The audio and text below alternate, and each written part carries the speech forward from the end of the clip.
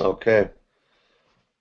All right. So this is for our assignment with Professor Berry, and it's our top 10 resources. And we're supposed to pick one resource that we found that we really didn't know, well, we didn't know anything about, and kind of the one that intrigued me the most out of all of them was one that a friend of mine had told me about, and it was called Lulu.com. I don't know if any of you guys have ever heard of it. Have you heard of it? No. I think So Jose has. yeah. Okay, yeah. So Lulu.com, what it is, it's kind of a like a self-publishing service, and it's really cool actually. As I was reading it, it started kind of things kind of started going through my mind like how you could use it. But pretty much what it is it's a service that allows regular people like me and you and even students to publish their writings in in the form of a book. So you could create any book that you want. It could be a hardback, it could be paperback. You could do calendars, but whatever you want to do. So, and you can also use Lulu.com to sell your books to people, or you can also use Amazon. It's kind of it works with Amazon, so you can also use Amazon to sell your books as well. One of the things that I really liked about it is you can also create like ebooks. So like, and you can sell them through Amazon like with Kindle. So that part's pretty cool. Uh, I guess the way it started when I was navigating through it and researching it, the way it started was there was this guy who just kind of got tired of the same old kind of when you're trying to get your work published and publishing companies read your stuff and they're like, no, we don't think this is good or we don't think that we should publish this. Well, he kind of circumvented that and kind of created this website where anybody can publish their works without it being critiqued or feeling bad. But the really cool thing about this is that they have a Lulu Junior, and Lulu Junior allows little kids, like elementary school age, and they can start writing and create illustrations, and they can also publish their own books. And right on the website, it's really simple. It takes you through the 6 steps that you need to take. The first thing you need to do is just write and edit your format, whatever format you're going to choose. The next step is choose a book size. So you could go with the larger book or you could go with a smaller book.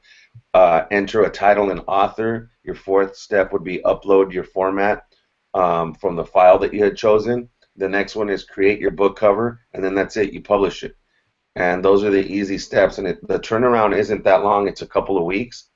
Uh, I was looking at the pricing because I was kind of curious to how much it would cost, and it's pretty inexpensive. Like for every 100 page, depending on it charges you for every 100 page depending on the type of format that you want and the kind of book. Obviously, some get more expensive, but it's like 3.95 for every 100 pages. So that's actually not that bad. But then you got to consider the cover and stuff like that. What I really like about this website is that it walks you through the entire process, so it's really not that hard. Um, as far as like how I would use it in my environment, I think one of the things that kind of started going through my head was, I remember as a child, I remember when I was in the fourth grade, we had a writing contest, and I won the writing contest with a couple of friends of mine, and it was writing a book, and we got to go read our book to like kindergartners when we were in the fourth grade. So I think part of their mission is to like build self-esteem, build the creativity in our kids. So I think it would be a cool tool to use in classrooms or even kind of start like at a high school. Our kids like in like let's say writing classes, whatever type of writing class they're doing, they write all these pieces. At the end, I think it would be pretty cool if they got all these pieces together and created like their own book. Give them as gifts to parents. You can give them as a gift to your grandparents, kind of like you have a documentation of everything that you did, like when you were in high school, even when you were a little kid. Um, as far as teachers can use it, one of the ideas that they showed in Lulu was you can create kind of like your own mini textbook. So all the different ideas that you get, you could create kind of like your own textbook. Especially now with Common Core, where a lot of our teachers are keep complaining that they don't have textbooks yet. They don't have textbooks. They can kind of create these and they're pretty inexpensive for their classrooms. So it's just a lot of different ways they can use it as well. I personally like the fact that Lulu.com and Lulu Junior is so easy to use. I mean, I know a lot of these websites are really intimidating, but when it's got step one, step two, step three, and it kind of walks you through the whole process, I think that's pretty cool. But there's like tons of ways that you can use it. I was just thinking, as far as creating like a book club at school, and then you can have fundraisers, and then that way you don't have to worry about the cost of these kids having to come up with money to publish their own writings. So it just depends on what level of school you are, elementary, middle, or high school, on how you can use it. But definitely you can use it in our schools, though. All right. Christina, you want to go next? Sure. And then I sorry, and then I think we can do questions at the end, I guess. Yeah. oh, I chose to do a little bit more research on Nearpod. Have you heard of that? What is No. it? Nearpod. No. It's so my principal had I guess they did a meeting on it that I missed, and they're trying to push it out. So I don't know if they purchased a license for it. I'm not sure if it's a paid program, but it's like a PowerPoint. So it's an interactive PowerPoint. The program, what you can go in and create slides, and then in the slides you can create polls. So the students have to, poll their answers, or you can create quizzes. Um, you can create open-ended questions, and so this presentation is on each of their own laptops. So they're going through your presentation on their own, and they have to go. So every so often you can add in what's like questions on what you just talked about, so you can see if they're paying attention, or if they're understanding what you're going over. There's also a virtual field trip you can now add into it. Fill in the blanks. You can also create pictures and then have them like write on the pictures, and you can go back and see what they wrote and how they answered the questions. I guess there's two different ways you can broadcast it. One, you can assign it for homework, so then they go in at their own pace and do this. And the other way would be through a live session, so the teacher can sit there and go through each slide, and the students have to stay on the page that the teacher is on. And then, as of right now, I know you can like kind of use it as a quiz, so you can make each slide different questions for a quiz, and then it immediately grades their responses for you, so you can see what they got on the quiz that you created. I think that's pretty much covers it. It's just more like a presentation tool you can use. Cool. The one that I chose was SketchUp. I was at a conference earlier in the week, and one of the presenters mentioned it, and he kind of showed the different tools that were available. What it basically is a kind of a easier version of AutoCAD, I guess. It's like an architecture tool or a modeling tool. I was able to look at the tutorial. It was a nice 10-minute tutorial that takes you through all the different buttons that you can use for the actual website. It's actually an app. It's a program that you download onto your computer. So there's a lot of applications that you can use for math, geometry, creating shapes, measurement. The cool thing about it is the thing that got me was the gentleman that presented it. And then after exploring it, I saw how easy it was. You can use it in like a history class where you're asking kids to create a diorama or like a model of the missions or something, and it's really, really easy to use. You can create a 3D image or a model of whatever you're doing, and then the cool thing is that you can kind of like create rooms and then go inside of the actual model. The basic use of it, I mean, there's that you can create, you can print off of it.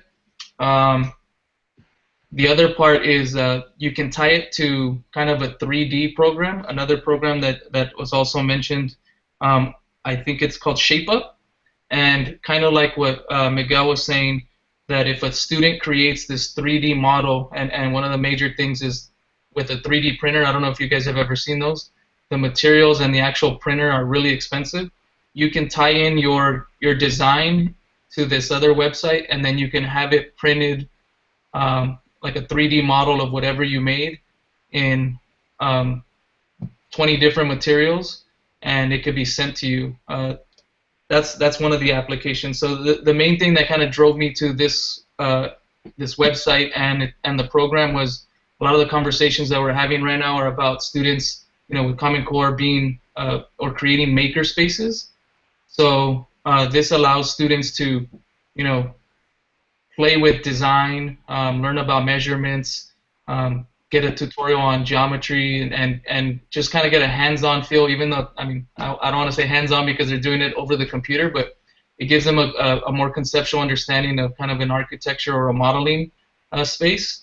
The thing that I liked, it was really easy to use. As a kid, that's architecture and kind of design is something that drew me towards using computer programs, but a lot of the times they were kind of difficult to use or they were kind of cumbersome, and this one is pretty easy. There is a pro version of it that does cost money, but and by signing up I got a 30-day trial of it, but the person presenting this or telling us about this program kind of mentioned that he's had the regular free version forever and he's never needed anything more. So I'm going to explore it a little more. The real test is tomorrow in the evening. I'm going to kind of show my kids the video. I have a 7-year-old and a 5-year-old, and then let the 7-year-old play with it.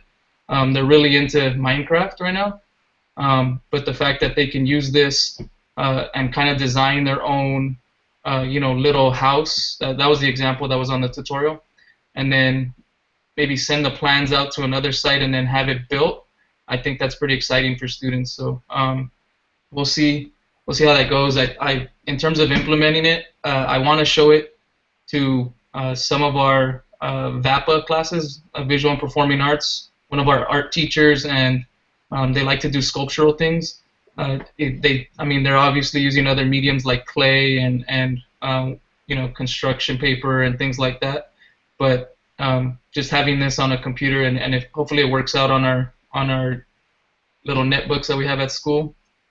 See where it goes from there, and then the ability to be able to produce that product, and then kind of like what Miguel was saying about Lulu, they become kind of their own entrepreneurs in this case. So if somebody really likes their design, they can buy it themselves and they can actually make money off of it. So looking at the store from that other 3D printing website, it looks like a lot of people were making iPhone cases or jewelry and stuff like that. So I think some of the possibilities could be kind of endless in terms of how teachers use it, but some of the examples that were discussed were kind of just like the diorama kind of modeling and using that other site as an extension to go into kind of entrepreneurial ventures. So What was it called?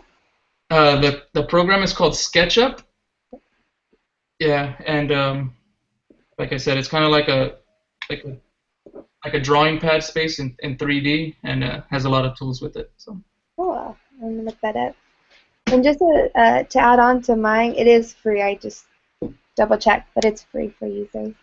Yeah. So. Is there any questions from the group? I did have one question. It's just because you mentioned that it's like a PowerPoint kind of tool. Is it you adapt from PowerPoint, or is it kind of using the same tools I think PowerPoint is pretty easy to use now, or a lot of people are familiar with it, so I just had a question about that. It's actually both. So you can either upload your PowerPoint, and then once your PowerPoint's uploaded, you can add the polls, the quizzes, the fill in the blanks, or you can actually add a website to it or videos directly to it, or you can just create it from scratch on the site. Cool. It's actually pretty interesting. I wasn't sure at first. I was kind of iffy about it, but then once I got started, there was a lot of things on there that you could use, and it's actually kind of interesting. And I guess the kids, all they need is a code, so they log on to neuropod.com, they take the code, your code, and put it in, and that's what it just pops up. Your presentation pops up online. Oh, so they don't need to kind of create a username and a login themselves? No, they don't have one. Oh, okay. Cool. So with this, does this work mostly just would you need a device like an iPad I'm assuming like if on a phone or something on a smartphone, it'd be more difficult to follow it. Yeah, I haven't tried it on my smartphone. I think you could. I know probably Chromebooks or computers would be the easiest. Okay. I'm sure it would work on an iPad or a phone. Mm. Cool. You guys had some good ones too. I like the SketchUp. I'm gonna look that up, and then I'm gonna give Lulu to my language arts department because I think they're gonna like that. Yeah, one of the things that I thought of was having my son kind of just start like, because he's got his weekly little writings that he has to do with this class where he draws a picture and then has to write 2 or 3 sentences. So I was thinking of figuring out a way to kind of to save those and maybe turn them into like a book for like his first kindergarten year or something like that. So like That'd it's got like really cool little things that you can kind of do with it. So we'll see how it goes. Yeah. Miguel, in terms of Lulu, um, is there kind of like restrictions where they have to sign off on things so that they don't like a kid could easily take a bunch of stuff that they ripped off of somebody and make Yeah, I was it didn't mention anything right there, but I know that the first thing I thought of in terms of that was, let's say for example, a teacher wants to put together like a mini textbook, and let's say the teacher just wants to go all out and publish them for like let's say her class, but I was thinking, okay, a lot of this stuff might be copyrighted. Like, how do they go about like, you know, following those guidelines? So I hadn't seen anything on the site yet. I think you get to that point when you go through the steps of actually publishing your book. I think it gets to the point where it starts asking you those kind of questions. got it, got it. But yeah, but I'm sure there has to be. Otherwise, you could publish Edgar Allan Poe as your own and then send it out. Yeah, that'd be pretty interesting. Like, I mean, I just thinking in terms of teachers. I mean, with math, it's very easy to create your own stuff, change a couple numbers around. But I could imagine when you're kind of, let's just say you create a textbook and it becomes popular, and now people want to buy it, and then people find out it might not be all your original. Yeah, just a book full of plagiarized material. Yeah, that wouldn't be good. Or at least if you're selling it, if you want to keep it for yourself, I don't think it would matter much. I think Yeah. that, you know what, I think that might be where it comes in. I think it might come in when you're using it for profit. But Yeah. then again, if you're using it for your classroom, you're still distributing the material to students that may not be your own original thoughts, you know? Yeah. So, Hey, I think we lost Christina. yeah, we lost Christina. I don't know if she's gonna be able to jump back on, but We're done, I think, anyway. yeah, So, I think we're pretty cool. So all I'm right. gonna stop broadcast and then we'll share it afterwards. Sounds good. All right, Jose. All right, man. Bye. Bye.